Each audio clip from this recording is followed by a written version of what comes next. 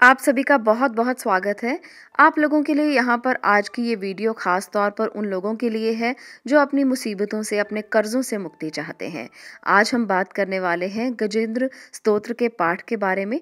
श्रीमद् भागवत गीता के 3रे अध्याय में इसका आपको वर्णन मिल जाएगा। इस स्तोत्र में कुल 33 श्लोक दिए गए हैं जिनका जाप या पाठ करना बहुत महत्वपूर्ण है। इस स्तोत्र में एक हाथी का मगरमच्छ के साथ होते हुए युद्ध का वर्णन किया गया है। हिंदू धर्म को मानने वाले इस प्रमुख स्तोत्र का जाप जीवन में किसी भी प्रकार की परेशानियों से तत्काल आपको मुक्ति दिलाता है। गजेंद्र मोक्ष के इस पाठ के पीछे एक कथा है। एक बार की बात है, हाथियों के राजा गजेंद्र अपने समूह के साथ घूमने निकले थे। इसी दौरान उन्हें जोर से प्यास लगी। अपनी प्यास बुझाने के लिए वो एक विशाल तालाब के तट पर पहुंच गए, जहां पर जल ग्रहण किया। इसके बाद उस तालाब में मौजूद कमल के फूलों की खुशबू से वो मंत्रमुग्ध हो गए। वो सरोवर में जल क्रीड़ा के लिए उतर गए। इसी तालाब में मौजूद एक मगरमच्छ ने गजेंद्र यानी कि हाथी को अपने दांतों से उसके पैर को दबोच लिया। गजेंद्र को जब दर्द का एहसास हुआ तो पहले उसने मगरमच्छ से अपने आप को छुड़ाने की बहुत कोशिश की, लेकिन उसके सभी प्रयास जो थे वो असफल हो गए। इस बीच मौजूद अन्य हाथियों ने भी गजेंद्र को ग्रह के इस चंगुल से मुक्ति दिलाने का प्रयास किया, लेकिन सब नाकामयाब हुए।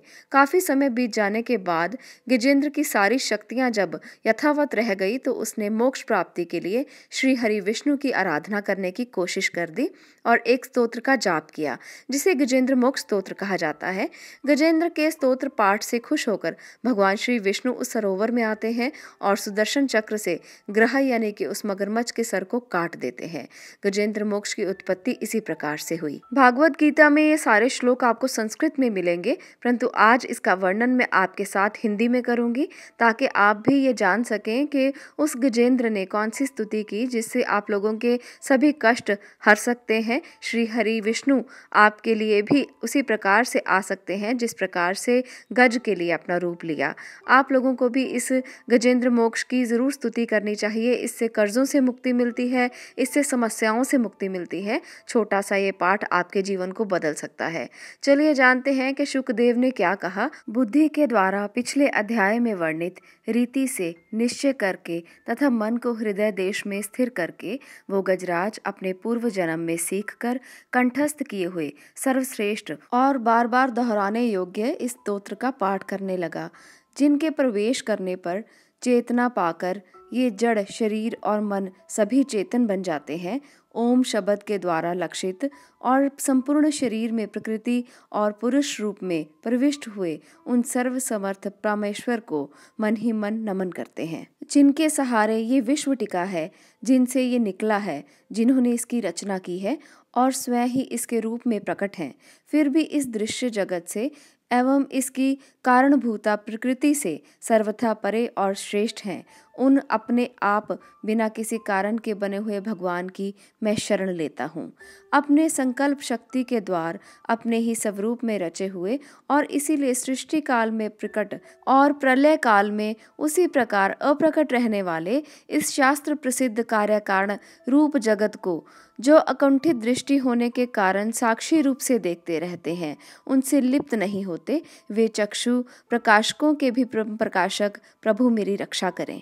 समय के प्रवाह से संपूर्ण लोकों के और ब्रह्मादि लोकपालों के पंचभूत में प्रवेश कर जाने पर तथा पंचभूतों से लेकर महत्व पर्यंत संपूर्ण कारणों के उनकी परम करुणा रूप प्रकृति में लीन हो जाने पर उस समय दुर्गय तथा अपार अंधकार रूप प्रकृति ही बच रही थी।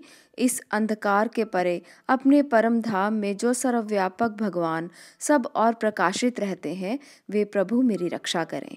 भिन्न भिन्न रूपों में नाट्य करने वाले अभिनेता के वास्तविक स्वरूप को जिस प्रकार साधारण दर्शक नहीं जान पाते, उसी प्रकार सत्व प्रधान देवता और ऋषि भी जिनके स्वरूप को नहीं जानते, फिर दूसरा साधारण जीव तो जान ही कैसे सकता है, वर्णन कैसे कर सकता है। वे दुर्गम चरित्र वाले प्रभु मेरी रक्षा करें। आसक्ति से सर्वदा छूटे हुए, संपूर्ण प्राणियों में आत्म बुद्धि रखने वाले, सबके अकारण हितु एवं अतिशय साधु स्वभाव मुनिगण, जिनके परम मंगलमय स्वरूप का साक्षात करने की इच्छा से वन में रहकर अखंड ब्रह्मचर्य आदि अलौकिक व्रतों का पालन करते हैं, वे प्रभु मेरी रक्षा करें। वे प्रभु ही मेरी गति हैं। जिनका हमारी तरह कर्मवश ना तो जन्म होता है और ना जिनकी द्वारा अहंकार प्रेरित कर्म ही होते हैं, जिनके निर्गुण स्वरूप का ना तो कोई नाम है ना ही रूप है, फिर भी समयानुसार जगत की सृष्टि और प्रलय के लिए स्वेच्छा से जन्म आदि को वो स्वीकार करते हैं। उन अनंत शक्ति संपन्न परम ब्रह्म परमेश्वर को नमस्कार है। उन प्राकृत आकार रहित एवं अनेकों आकार वाले अद्भुत कर्मा भगवान को बारंबार नमस्कार है। स्वयं प्रकाश एवं सबके साक्षी परमात्मा को नमस्कार है। उन प्रभु को जो नम वाणी और चित्त वृत्तियों से भी सर्वथा परे हैं, बार बार नमस्कार है। विवेकी पुरुष के द्वारा सत्व गुण विशिष्ट निर्वृति धर्म के आचरण से प्राप्त होने योग्य मोक्ष सुख की अनुभूति रूप प्रभु को नमस्कार है। सत्व गुण को स्वीकार करके शांत, रजोगुण को स्वीकार करके घोर और तमोगुण को स्वीकार करके मूढ़ से प्रतीत होने वाले भेद रहित अतएव सदा संभाव से स्थित ज्ञान घन प्रभु को नमस्कार है। शरीर इंद्रिय आदि के समुदाय रूप संपूर्ण पिंडों के ज्ञाता, सबके स्वामी एवं साक्षी रूप को आपको नमस्कार है। सबके अंतर्यामी, प्रकृति के भी परम कारण किंतु स्वयं कारण रहित प्रभु को नमस्कार है। संपूर्ण इंद्रियों एवं उनके विषयों के ज्ञाता, समस्त प्रतीतियों के कारण रूप संपूर्ण जड़ प्रचंड एवं सबकी मूलभूता अविद्या के द्वारा सूचित होने वाले तथा संपूर्ण विश्व में अविद्या रूप से भासने वाले आपको नमस्कार है। सबके कारण किंतु स्वयं कारण रहित तथा कारण होने पर भी परिणाम रहित होने के कारण अन्य कारणों से विलक्षण कारण आपको बारंबार नमस्कार है। संपूर्ण वेदों एवं शास्त्रों के परम तात्पर्य मोक्ष रूप एवं श्रेष्ठ पुरुषों की परम गति भगवान को नमस्कार है। जो त्रिगुण रूप काष्ठों में छिपे हुए ज्ञान रूप अग्नि है, उक्त गुणों में हलचल होने पर जिनके मन में सृष्टि रचने की ब्रह्मावृत्ति जागृत हो उठती है तथा आत्म तत्व की भावना के द्वारा विधि निषेध रूप शास्त्र से ऊपर उठे हुए ज्ञानी महात्माओं में जो स्वयं प्रकाशित हो रहे हैं, उन प्रभु को मैं नमस्कार करता हूँ। मुझ जैसे शरणागत पशु तुल्य जीवों को अविद्या रूप फांसी को सदा के लिए पूर्ण रूप से काट देने वाले, अत्यधिक दयालु और दया करने में भी आलस्य ना करने वाले नित्य मुक्त प्रभु को नमस्कार है। अपने अंश से संपूर्ण जीवों के मन में अंतर्यामी रूप से प्रकट रहने वाले सर्वनियंता अनंत परमात्मा आपको नमस्कार है। शरीर, पुत्र, मित्र, घर, संपत्ति और कुटुंबियों में आसक्त लोगों के द्वारा कठिनता से प्राप्त होने वाले तथा मुक्त पुरुषों के द्वारा अपने हृदय में निरंतर चिंतित ज्ञान स्वरूप सर्वसमर्थ भगवान को नमस्कार है। जिन्हें धर्म अभिलाषित भोग, धन तथा मोक्ष की कामना से भजने वाले लोग अपनी मनचाही गति पा लेते हैं, अपितु तो उन्हें अन्य प्रकार के अयाचित भोग एवं अविनाशी पार्षद शरीर भी देते हैं। वे अतिशय दयालु प्रभु मुझे इस विपत्ति से सदा के लिए उबार लें। जिनके अनन्य भक्त जो वस्तुतः एकमात्र उन भगवान के ही शरण हैं, धर्म, अर्थ आदि किसी भी पदार्थ को नहीं चाहते, अपितु उन्हीं के परम मंगलमय एवं अत्यंत विलक्षण चरित्रों का गान करते हुए आनंद के समुद्र में गोते लगाते रहते हैं, उन अविनाशी, सर्वव्यापक, सर्वश्रेष्ठ ब्रह्मादि के भी नियामक, अभक्तों के लिए प्रकट होने पर भी भक्ति योग द्वारा प्राप्त करने योग्य, अत्यंत निकट होने पर भी माया के आवरण के कारण अत्यंत दूर प्रतीत होने वाले, इंद्रियों के द्वारा अगम्य तथा अत्यंत दुर्विज्ञ, अंतरहित किंतु सबके आदि कारण एवं सब और से परिपूर्ण उन भगवान की मैं स्तुति करता हूँ। ब्रह्मादि समस्त देवता, चारों वेद तथा संपूर्ण चराचर जीव नाम और आकृति भेद से जिनके अत्यंत क्षुद्र अंश के द्वारा रचे गए हैं, जिस प्रकार प्रज्वलित अग्नि से लपटें और सूर्य से किरणें बार बार निकलती हैं और पुनः अपने कारण से लीन हो जाती हैं, उसी प्रकार बुद्धि, मन, इंद्रियां और नाना योनियों के शरीर, यह गुणमय प्रपंच जिन स्वयं प्रकाश परमात्मा से प्रकट होता है और पुनः उन्हीं में ही लीन हो जाता है। वे भगवान ना तो देवता हैं, ना असुर हैं, ना मनुष्य हैं, ना तिर्यक योनि के प्राणी हैं, ना वे स्त्री हैं, ना पुरुष और नपुंसक ही हैं, ना वे कोई ऐसे जीव हैं जिनका इन तीनों ही श्रेणियों में समावेश हो सके, ना वे गुण हैं, ना कर्म हैं, ना कार्य हैं, ना ही तो कोई कारण है। सबका निषेध हो जाने पर जो कुछ बच रहता है वही उनका स्वरूप है। वे ही सब कुछ हैं। ऐसे भगवान मेरे उद्धार के लिए आविर्भूत हों। मैं इस ग्रह के चंगुल से छूटकर जीवित नहीं रहना चाहता, क्योंकि भीतर और बाहर सब ओर से अज्ञान से ढके हुए इस हाथी के शरीर से मुझे क्या लेना है। मैं तो आत्मा के प्रकाश को ढक देने वाले उस अज्ञान की निर्वृत्ति चाहता हूँ, जिसका कालक्रम से अपने आप नाश नहीं होता, अपितु भगवान की दया से तथा ज्ञान के उदय से होता है।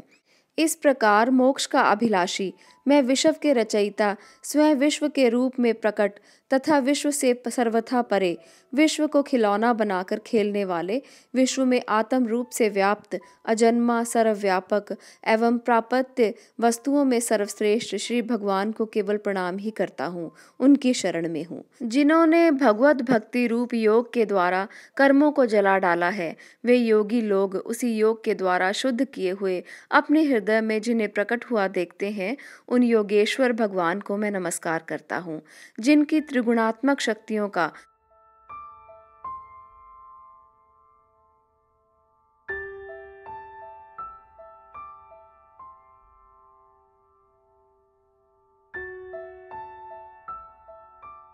राग रूप वेग असहाय है, जो संपूर्ण इंद्रियों के विश्व रूप में प्रतीत हो रहे हैं, तथापि जिनकी इंद्रियां विषयों में ही रची पची रहती हैं, ऐसे लोगों को जिनका मार्ग भी मिलना असंभव है, उन शरणागत रक्षक एवं अपार शक्तिशाली आपको बार बार नमस्कार है। जिनकी अविद्या नामक शक्ति के कार्य रूप अहंकार से ढके हुए अपने स्वरूप को यह जीव जान नहीं पाता, उन अपार महिमा वाले भगवान की मैं शरण में आया हूँ। जिसने पूर्वोक्त प्रकार से भगवान के भेद रहित निराकार स्वरूप का वर्णन किया था, उस गजराज के समीप जब ब्रह्मा आदि कोई भी देवता नहीं आए, जो भिन्न भिन्न प्रकार के विशिष्ट विग्रहों को ही अपना स्वरूप मानते हैं, तब साक्षात्कार श्री हरि, जो सबके आत्मा होने के कारण सर्वदेव स्वरूप हैं, वहां प्रकट हो गए। गजराज को इस प्रकार से दुखी देखकर तथा उसके द्वारा पड़ी हुई स्तुति को सुनकर सुदर्शन चक्रधारी भगवान इच्छानुरूप वेग वाले गरुड़ जी की पीठ पर सवार होकर सत्वन करते हुए देवताओं के साथ तत्काल उस स्थान पर पहुंच गए जहां वो हाथी था। सरोवर के भीतर महाबली ग्रह के द्वारा पकड़े जाकर दुखी हुए उस हाथी ने आकाश में गरुड़ की पीठ पर सवार चक्र उठाए हुए भगवान श्री हरि को देखकर अपनी सूंड को, जिसमें उसने पूजा का एक कमल का फूल रखा हुआ था, ऊपर उठाया और बड़ी ही कठिनाई से सर्वपूज्य भगवान नारायण आपको प्रणाम है, ये वाक्य कहा। उसे पीड़ित देखकर अजन्मा श्री हरि एकाएक गरुड़ को छोड़कर नीचे झील पर उतर आए। वे दया से प्रेरित हो ग्रह सहित उस गजराज को तत्काल झील से बाहर निकाल लाए और देवताओं को देखते ही देखते चक्र से मुंह चीरकर उसके चंगुल से हाथी को उबार लिया। हिंदू धर्म शास्त्रों के अनुसार जब आप किसी भयंकर मुसीबत में फंस जाएं, तो गजेंद्र मोक्ष के पाठ करने से भगवान विष्णु आपको उस मुसीबत से बाहर निकाल लेंगे, जिस प्रकार से उन्होंने गजेंद्र नाम के गज को मगरमच्छ के मुंह से बाहर निकाल लिया। गजेंद्र मोक्ष स्तोत्र का ये पाठ सबसे अच्छा तब रहता है जब सूर्योदय से पूर्व स्नान करके पूर्व की ओर मुख करके किया जाए। इस मोक्ष का पाठ जो है वो आप करें और आप लोगों के जीवन में जो भी समस्याएं हैं, आपको सबसे मुक्ति मिलेगी। खासकर ये जो पाठ है, इसको करने से कर्जों से मुक्ति मिलती है, ये माना जाता है। तो इसलिए जिस व्यक्ति पर भी बहुत अधिक कर्जा है, वो गजेंद्र मोक्ष के इस पाठ को ज़रूर करें। आज के लिए इतना ही। अगर आपको ये पसंद आया हो तो आप लोग दूसरे मित्रों से, सहयोगियों से और अपने परिवार के सदस्यों से इसे शेयर करें, ताकि वो भी अपने कर्जों से मुक्ति पा सकें। इस छोटे से पाठ से अगर आपको किसी भी तरह की राहत मिलती है तो ये बहुत अच्छी बात है। तो इस पाठ को ज़रूर करें। आप लोगों का इस वीडियो को देखने के लिए बहुत बहुत धन्यवाद।